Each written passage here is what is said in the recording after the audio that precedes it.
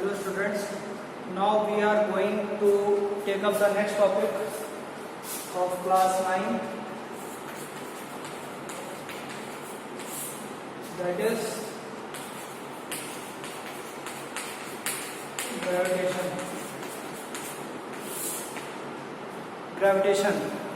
Gravitation basically क्या होती है, एक फोर्स होती है और अर्थ के केस में इसको हम लोग ग्रेविटी नाम से जानते हैं। और इस फोर्स को बताया था सर आइजैक न्यूटन ने। ठीक है, बहुत ही फेमस साइंटिस्ट है, अक्सर आप लोगों ने पढ़ा होगा इनके बारे में। एक इससे रिलेटेड एक कहानी है जो इस तरीके से कि एक बार ये एप्पल का पेड़ था, उसके नीचे बैठे ये कोई बुक पढ़ रहे थे, तो अचानक एक सेब, एक एप्पल आके नीचे गिरा। तो इनके दिमाग में एक क्वेश्चन आया कि ये जो एप्पल है ये नीचे क्यों गिरा, what is the reason behind it. तो फर्दर बहुत स्टडी करने के बाद तो उन्होंने इस फोर्स का नाम दिया force of gravitation, which is given by the universal law of gravitation. What is this gravitational force. तो अगर कोई बॉडी, अगर हम लोग किसी पर्टिकुलर हाइट से ड्रॉप करते हैं, सपोज करिए मैंने इस चौक को ड्रॉप करा है, तो ये हमेशा नीचे की तरफ मूव कर रही है। ये नीचे क्यों आ रही है? क्योंकि अर्थ इस चौक को अपनी तरफ, अपने सेंटर की तरफ क्या कर रहा है, अट्रैक्ट कर रहा है। ठीक है, ये जो अट्रैक्टिव फोर्स है इसी को बोला गया ग्रेविटी। ठीक है, इसी को बोला गया ग्रेविटी। अब जैसे कि इसके पहले चैप्टर में आप लोग पढ़ चुके हैं कि अगर किसी बॉडी पे, कोई बॉडी है एम मास की, इस पर अगर हम लोग फोर्स अप्लाई करते हैं तो F is equal to ma से एक रिलेशन गिवन है कि इस बॉडी में एक्सेलरेशन होगा in the direction of force, और ये बॉडी मूव करना स्टार्ट कर देगी। इस बॉडी में क्या होगा, मोशन होगा। ठीक है, इसी तरीके से अगर मैं किसी बॉडी को ऊपर से ड्रॉप करता हूँ तो इस बॉडी में भी तो मोशन हो रहा है, और ये बॉडी, तो दैट मीन्स इस पर कोई फोर्स एक्ट कर रही है, और ये कौन सी फोर्स है, ये ग्रेविटेशनल फोर्स है। और ये हमेशा इस फोर्स की डायरेक्शन क्या है, नीचे की तरफ, यानी कि अर्थ इस बॉडी को अपनी तरफ अट्रैक्ट कर रहा है। ठीक है, तो अब चलिए हम लोग पढ़ते हैं कि what is gravitational force.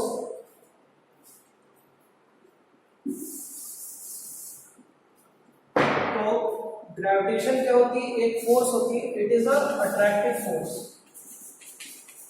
It is a attractive force.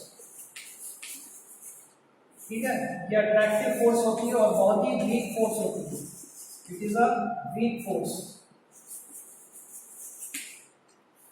बहुत ही स्ट्रॉन्ग फोर्स नहीं होती, बहुत ही वीक फोर्स होती है। ऑलमोस्ट इतनी वीक होती है कि इसका जो अट्रैक्टिव नेचर है वो हमें पता ही नहीं चल पाता। दुनिया में जितनी भी बॉडीज हैं आपस में हर एक बॉडी पे ये ग्रेविटेशनल फोर्स एक्ट कर रही है, बट ऐसा नहीं होता कि एक बॉडी जाके दूसरे बॉडी से जाके अट्रैक्ट हो जाती है, चिपक जाती है, इस तरीके से नहीं होता। जैसे कि ये चौक है और ये डस्टर है, ऐसा नहीं है कि दोनों यहाँ पे रखे हुए तो इन पे अट्रैक्टिव फोर्स काम नहीं कर रही है, लेकिन इतनी वीक है कि ऑलमोस्ट नेग्लिजिबल है। ऐसा क्यों है? क्योंकि इनके जो मासेस हैं अर्थ के रिस्पेक्ट में बहुत ही छोटे हैं, ऑलमोस्ट नेग्लिजिबल है। अर्थ हमारा बहुत बड़ा है। ठीक है, तो जो एप्पल गिरा था, ये पेड़ था, और यहाँ से जो एप्पल नीचे गिरा था वो क्यों गिरा था? क्योंकि ये जो अर्थ है, ठीक है, इसका मास काफी बड़ा है as compare to the mass of apple. तो ये इस मास ने इस मास पे एक फोर्स लगाई F। ठीक है, और ये जो, क्योंकि मास इसका बड़ा था तो क्या हुआ, इसमें एक्सेलरेशन नीचे की तरफ हुआ और एप्पल जो है नीचे गिरा। ठीक है, क्योंकि हमें F is equal to ma से मालूम है, F is equal to ma से कि एक्सेलरेशन क्या होता है, फोर्स अपॉन मास। तो अगर मास छोटा है तो एक्सेलरेशन क्या होगा, ज्यादा होगा। एप्पल का मास छोटा था तो एक्सेलरेशन नीचे की तरफ ज्यादा था। ठीक है, फोर्स रिमेनिंग कांस्टेंट, बट ये एप्पल पे तो अर्थ पे फोर्स लगा रहा होगा ऊपर की तरफ, तो अर्थ को हमें नहीं दिखता कि ऊपर आ रहा है एप्पल की तरफ।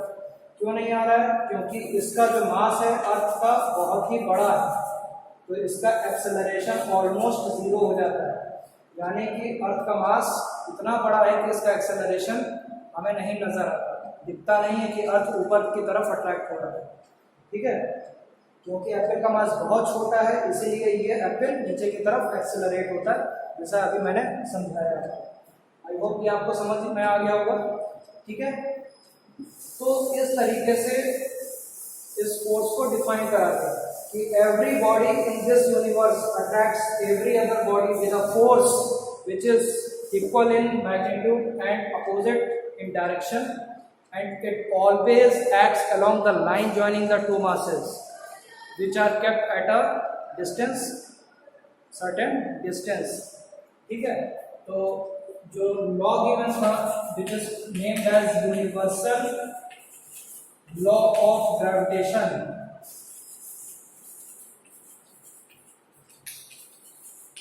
universal law of gravitation. What is universal law of gravitation? तो इसमें बोला every body in the universe attracts every other body with a force which always acts along the line joining the two masses and is directly proportional to the product of their masses and inversely proportional to the square of the distance between them. दो masses हैं, एक mass m1 है, एक mass m2 है, दोनों को रखा गया at a distance r, दोनों पे इक्वल मैग्नीट्यूड की फोर्स अपोजिट डायरेक्शन में अप्लाई हुई, यानी कि m1 जो बॉडी है इसको m2 अपनी तरफ अट्रैक्ट कर रहा है f फोर्स से, m2 बॉडी को m1 अपनी तरफ अट्रैक्ट कर रहा है f फोर्स से, सेम मैग्नीट्यूड की है फोर्सेस, और ये हमेशा जो लाइन ज्वाइन करती है दोनों मासेस को उसके अलोंग लगती है एंड अपोजिट इन डायरेक्शन. ठीक है, तो फोर्स जो होती है डायरेक्टली प्रोपोर्शनल होती है m1 m2 and inversely proportional होती है square of the distance between them. जब दोनों इक्वेशंस को हम लोग कंबाइन करेंगे तो हमें मिलेगा f is directly proportional to m1 m2 by r square.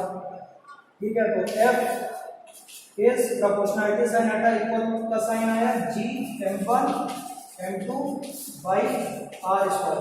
ठीक है, ये फॉर्मूला आ गया. तो f is capital G m1 m2 by r square, where g is a constant and this constant is called universal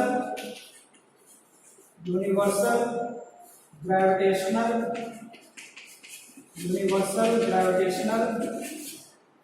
constant. ठीक है, और इसकी जो वैल्यू होती है वो होती है 6.67 into 10 to the power -11 newton metre square पर केजी स्क्वायर. ठीक है, ये इसकी वैल्यू होती है. न्यूटन ने तो ये फॉर्मूला दे दिया था कि जितनी भी दुनिया में दो बॉडीज हैं, चाहे अर्थ हो चाहे मून हो सन हो, कोई भी दो बॉडीज हैं और एक पर्टिकुलर डिस्टेंस पे हैं, तो उन पे हमेशा एक अट्रैक्टिव फोर्स अप्लाई होती है. जैसे कि सन है और चारों तरफ उसके प्लैनेट्स हैं वो रिवॉल्व कर रहे हैं. ठीक है, ये सन है और ये प्लैनेट्स हैं, इसके चारों तरफ रिवॉल्व कर रहे हैं. तो इन पे क्योंकि सन का जो मास है वो काफ़ी बड़ा है, तो इस पर ये अंदर की तरफ अट्रैक्टिव फोर्स अप्लाई कर रही है. ठीक है, अट्रैक्टिव फोर्स अप्लाई हो रही है. लेकिन ऐसा नहीं होता कि ये जो मार्स है, जुपिटर है, कोई भी प्लैनेट है तो वो सन के अंदर चला जाए, ऐसा नहीं होता, क्योंकि ये कंटिन्यूअसली रिवॉल्व भी कर रहा है. तो उन पे बाहर की तरफ एक फोर्स अप्लाई हो रही है, दैट इज सेंट्रीफ्यूगल फोर्स.